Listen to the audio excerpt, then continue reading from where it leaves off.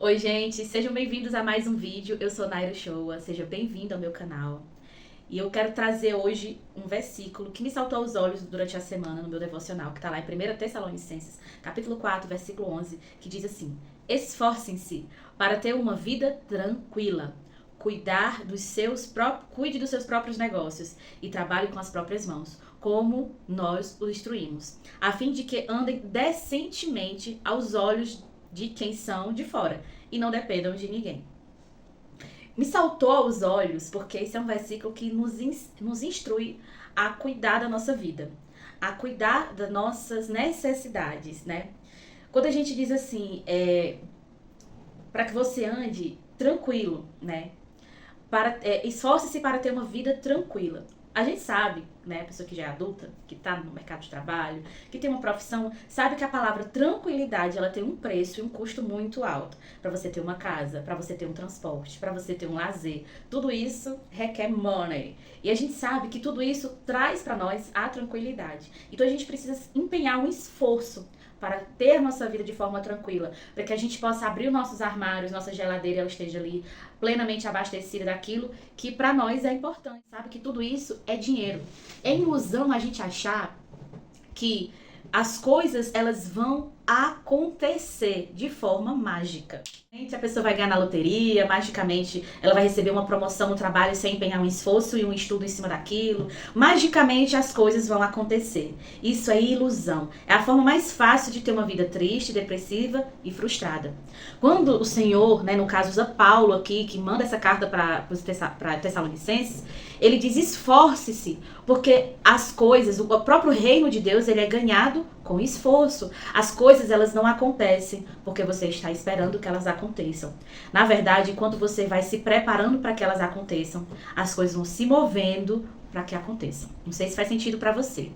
Mas, quando o Senhor diz, trabalhe com suas próprias mãos, ele quer dizer que ele já diz isso lá no final do versículo: não dependa de ninguém. Não espere que as coisas aconteçam sem que haja um esforço, sem que haja um preparo, sem que haja um investimento. Tudo isso não vai acontecer se você não se dispuser que as coisas aconteçam na nossa vida.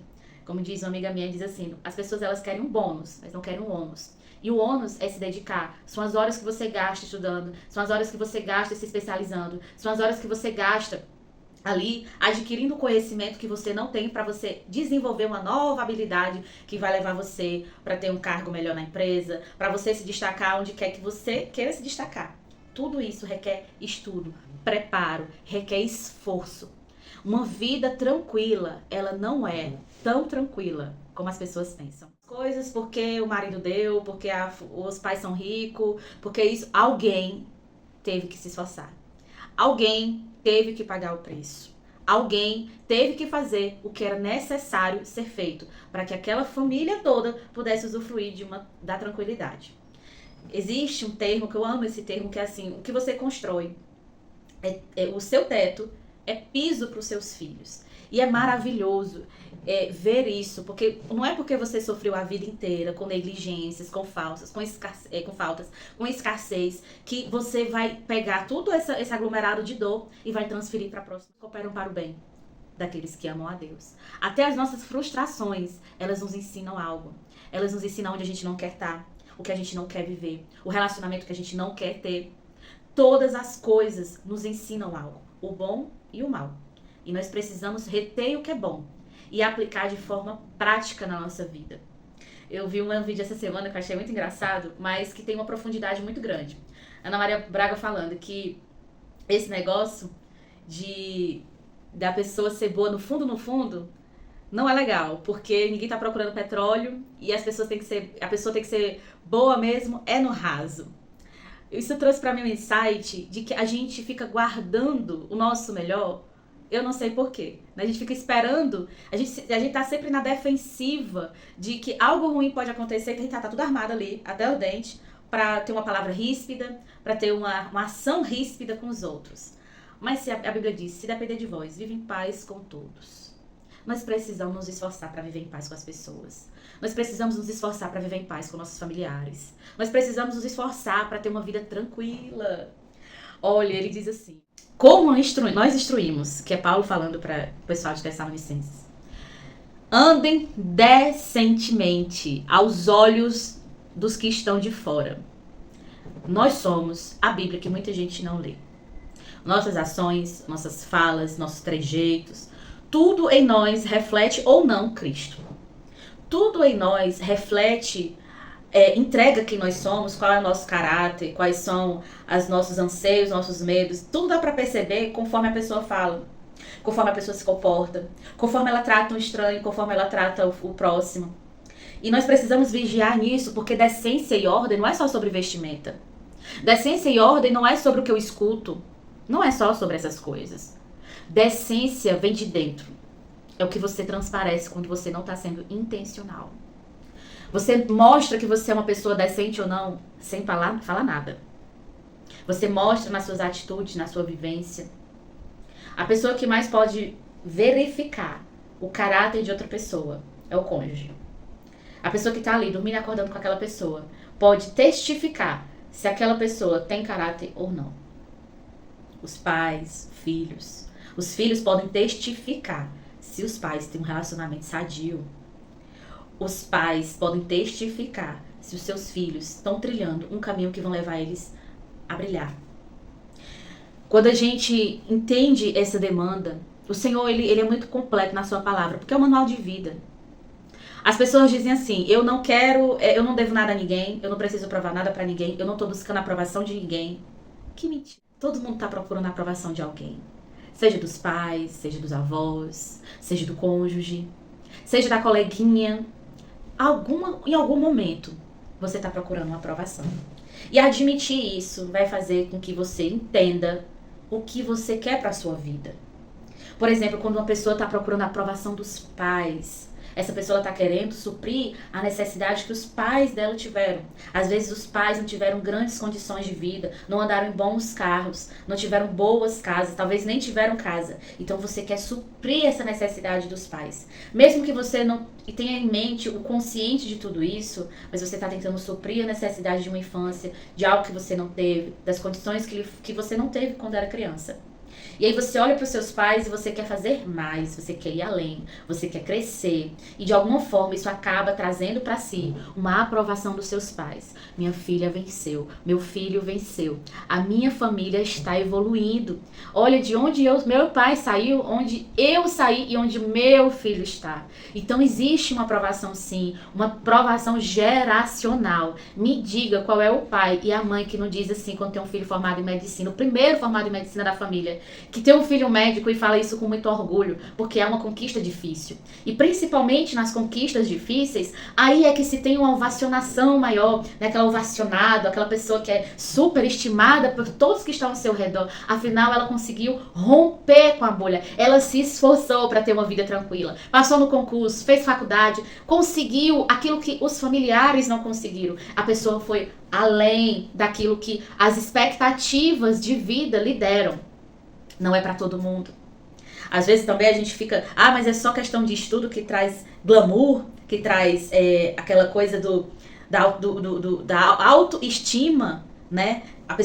As pessoas têm uma estima muito grande para aquela pessoa que venceu. Claro que não. Quantos empresários não estão aí, nunca terminaram os estudos, mas conseguiram construir algo sólido. Eles se esforçaram. Eu posso não ter condições de fazer uma faculdade, eu posso não ter condições de realizar algum feito nessa área, porém eu posso fazer uma venda e conseguir, através dessa venda, conseguir sustentar minha família, dar estudos para os meus filhos.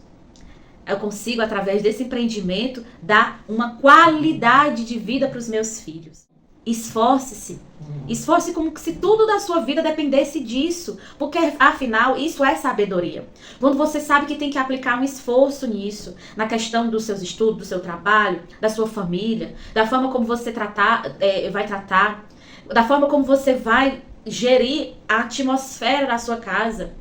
Tudo isso é esforço. E uma vida tranquila, é claro que a gente sabe que as necessidades básicas, todas elas são supridas com dinheiro, mas existem necessidades básicas que o dinheiro não pode comprar. Existem necessidades básicas da infância e adolescência que tem a ver com o acolhimento dos pais, que tem a ver com o carinho dos pais, tempo de qualidade com os pais, tem a ver com as palavras que essa criança, esse adolescente ouve dos pais. Então, isso são necessidades básicas que precisam ser supridas e o dinheiro não compra. O que o dinheiro compra é a comida, é a cama, é a casa, é o carro, é a faculdade, é a escola particular. Mas se a pessoa não quiser, não adianta. Ela não vai muito longe em tudo isso. Porque logo ela vai desistir na primeira oportunidade. A gente tem até o caso aí do filho do... Acho que é do Leonardo, se eu não me engano. É um cantor aí do mundo que o filho dele, né, com a esposa, eles têm assim um grande público nas redes sociais. Mas ele não terminou os estudos. Mas por que ele pôde se ter essa permissão de dizer assim, eu não vou estudar, não gosto de estudar, eu tenho TDAH, enfim, dá milhões de desculpas, porque ele não precisa. Ele não precisa. Ele tem uma vida tranquila, porque o pai dele lá atrás se esforçou para isso. E ele pode hoje, através daquilo que ele sabe fazer, que ele canta e tudo, também dar uma qualidade de vida ali para os seus filhos. Mas lembrando, alguém teve que dar um suporte para ele, porque se ele fosse um eu ou você que tá aqui no YouTube, a gente sabe que a história era outra. Sabe que existem as exceções de pessoas que foram dormir e acordaram ricas, mas essas são as exceções. Não se vive pelas exceções. Nós precisamos basear nossas escolhas na regra. A regra é clara, para emagrecer é déficit calórico e exercício. A regra é clara, para criar filho, você tem que oferecer condições para que esse filho se desenvolva cognitivamente, emocionalmente, espiritualmente. Então tudo isso demanda tempo, esforço, e nós precisamos colocar nosso coração em Deus para isso. Uma disposição. Eu lembro que quando eu estava começando a treinar na academia, eu não orava sobre isso. Eu simplesmente ia na força do ódio mesmo. E eu ficava, às vezes eu orava, Senhor, muito obrigada porque eu ando, obrigada porque eu respiro sozinha, obrigada, Senhor, porque eu não tô em um hospital. Então, assim, eu agradeço por esses detalhes, porque você não sente falta do oxigênio até faltar. Você não sente falta de uma perna até precisar dela. Você não sente falta de um rim até ele começar a parar. Então, eu agradeço por esses detalhes da vida que tornam a minha vida prática e funcional. E aí eu tava odiando a academia como sempre. Eu nunca gostei muito do ambiente da academia. E aí eu comecei, num devocional, comecei a orar a Deus pra eu gostar de academia. Eu comecei a orar a Deus pedindo pra me gostar de comer comida saudável. Eu digo, Senhor, me faz gostar de legumes, me faz gostar de fruta, me faz olhar assim pra um prato de fruta ou de legume e dizer assim, que delícia, gostinho de saúde. E eu falo isso em oração, sabe, gente? Gente, pois não é que eu tô amando ir pra academia. Não vou dizer amando, né? Assim, também exagerei um pouco. Mas quando dá a hora de eu ir pra academia, eu não procrastino mais. E eu tenho sentido já os efeitos positivos nisso na minha autoestima.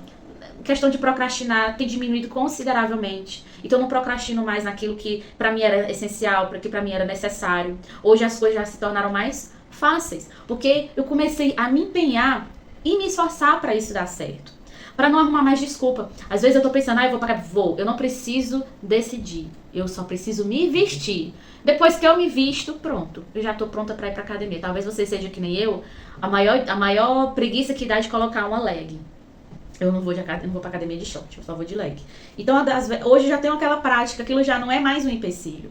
Então, nós precisamos identificar aquilo que está nos espatando de se esforçar para a gente ter o resultado que a gente quer. Nós precisamos descobrir quem nós somos. Gente, o autoconhecimento ele é importantíssimo para isso. Você que está assistindo esse vídeo, talvez você esteja se perguntando, mas é porque, olha, eu não tenho coragem, não tenho tempo. Arrume-se, organize-se, para que você tenha tempo de cuidar de você. Com certeza você já viu alguém no hospital, algum familiar que já faleceu por causa de uma doença, que provavelmente poderia ter sido evitada se ele tivesse feito melhores escolhas ao longo da vida.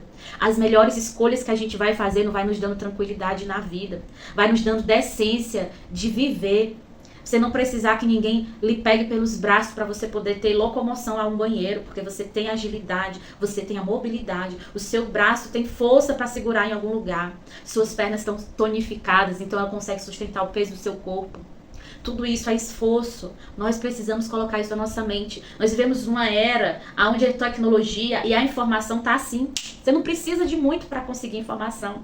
Eu vim de uma época, né? Tenho 31 anos, mas na minha época de criança, quando a gente ia fazer um trabalho na escola, a gente tinha que correr atrás de revista. Às vezes na biblioteca a revista já estava toda picotada. Ia pesquisar em livro, ia pesquisar na casa de alguém que era formado em história, que conseguia um livro pra gente poder fazer um trabalho bem feito ali. Hoje você não precisa mais desse esforço todo. Hoje as imagens a gente coloca ali, imprime, corta e coloca no trabalho. Aí você pesquisa no Google, você consegue saber de leis, de qualquer matéria que você quiser, de artigos científicos. As coisas se tornaram mais fáceis, a informação está mais palpável. O próprio YouTube, se você colocar aqui sobre matérias de português, matemática, a gente já consegue ter ali uma desenvoltura muito boa. Muita gente estuda de concurso por aqui, pelo YouTube. Então nós precisamos nos esforçar, cuidar da nossa vida. Tem um detalhe que eu queria dizer nesse vídeo, que eu estava quase esquecendo, mas já para finalizar. Talvez você, como eu, demorou muito tempo para cuidar da sua própria vida. Talvez porque você não entendeu o que é que você veio fazer aqui nessa terra. Você pensou assim, rapaz, o que é que eu vim fazer aqui mesmo? Eu vim cuidar dos meus irmãos, eu vim ajudar minha mãe a trabalhar para não passar fome. Como é o negócio? Porque eram as coisas que passavam pela minha cabeça. Eu tenho um trauma de uma fala que minha mãe falou, e durante muito tempo essa palavra ela ficou ecoando dentro do meu ser. E eu só consegui identificar isso durante uma terapia. Mas até então eu nem tinha noção o quanto que aquela palavra me corroía por dentro. E depois que eu consegui identificar isso, depois que eu consegui em terapia resolver esse detalhe da minha vida, eu consegui perceber, eu consegui começar a juntar os legos da minha vida, né, o quebra-cabeça da minha vida e saber que eu poderia cuidar da minha própria vida. Que eu não precisava pensar sobre quais os aspectos, os impactos que as minhas escolhas trariam, por exemplo, na vida dos meus irmãos, na vida da minha mãe, porque eu poderia cuidar da minha própria vida. Então, a partir dali, eu comecei a me permitir fazer as escolhas que faziam sentido para mim. Fazer as escolhas que me trariam mais satisfação em ter sentido na vida, porque a vida, né, a libido, o libido não é só sexual, libido é a motivação de vida que nós temos, o que nos faz levantar pela manhã e nos dá alegria de fazer. Então esse libido de vida, essa coisa, eu vim descobrir há pouco tempo, gente. Porque até então eu era uma perdida mesmo, não sabia pra onde é que eu tava indo e nem sabia o que eu tava fazendo na minha vida, mas eu sabia que tinha um chamado pra fazer. Eu sabia que algo precisava ser feito. Então, eu comecei a pesquisar, estudar, ir a fundo, e aonde me dava a oportunidade de descobrir mais um pouco mais sobre mim, um pouquinho mais do que eu precisava fazer, eu tava no meio. E ainda estou, porque eu sou dessas, eu gosto disso. Eu amo gastar tempo em mim, em autodesenvolvimento, em uma leitura produtiva, num curso que vai me trazer um conhecimento que eu ainda não tenho, que vai desenvolver em mim uma habilidade que eu ainda não tenho. Então, esse é o legal do livre-arbítrio, né? Onde você pode fazer escolhas que vão te levar para mais longe. Essa minha vontade de querer aprender me fez estudar psicanálise, né? E essa vontade de entender a mente, de entender a alma, tá fazendo com que eu ame esse estudo. Então eu tô fazendo algo que pra mim nunca foi uma possibilidade, mas que hoje é uma realidade. Porque eu nunca desisti de mim. Quando eu descobri que eu precisava cuidar de mim, eu me acolhi.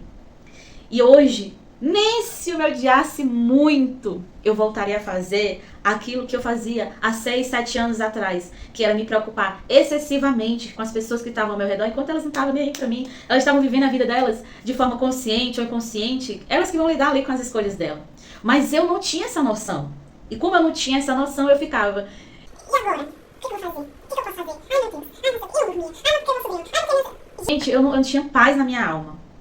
A partir do momento que eu entendi que eu poderia cuidar de mim.